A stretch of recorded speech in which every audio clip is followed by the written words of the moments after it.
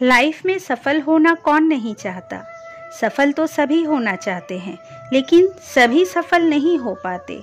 जो लोग अपने लक्ष्य तक पहुंचने के लिए कड़ी मेहनत करते हैं, किसी भी लालच में नहीं फंसते, नहीं भटकते, वही लोग अपने लक्ष्य तक पहुंचने में सफल हो पाते हैं। ये कहानी भी उसी के बारे में है।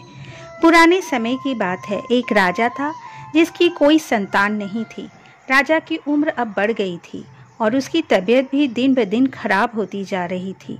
उसे अब चिंता हो रही थी कि उसके जाने के बाद उस राज्य को कौन संभालेगा। राजा ने अपने सलाहकार से पूछा कि मुझे अब क्या करना चाहिए।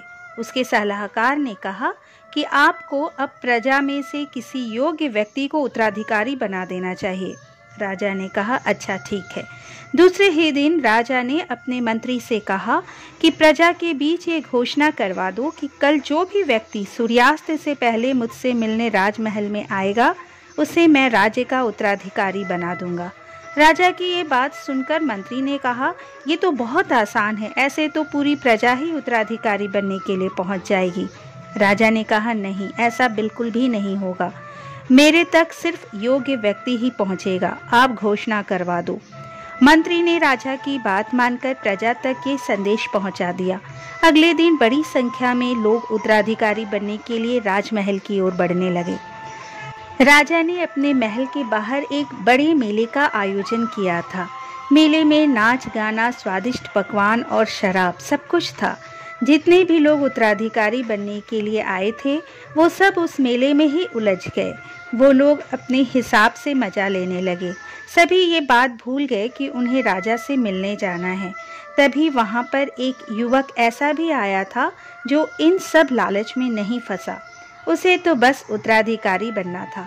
वो सीधे राजमहल की ओर चलने लगा। राजमहल के मुख्य द्वार पर 2 पहरेदार खड़े थे। उन्होंने इस युवक को रोकने की कोशिश की, लेकिन इस युवक ने किसी की बात नहीं सुनी और उसने इन सबसे बचकर राजमहल में प्रवेश कर लिया। अंदर पहुंचकर वो युवक राजा से मिला। राजा को जैसा उत्तराधिकारी चाहिए था वैसा उन्हें मिल गया था। राजा ने उस युवक को राज्य का उत्तराधिकारी नियुक्त कर दिया। दोस्तों, इस कहानी से सीख यही मिलती है कि जब तक हमें सफलता ना मिले तब तक हमें आगे बढ़ते रहना चाहिए।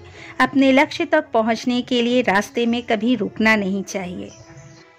यदि ये कहानी आपको पसंद आई तो प्लीज़ इसे लाइक कर लीजिए। इस चैनल को सब्सक्राइब भी कर लीजिए ताकि ऐसे ही वीडियो आप तक पहुंचती रहे।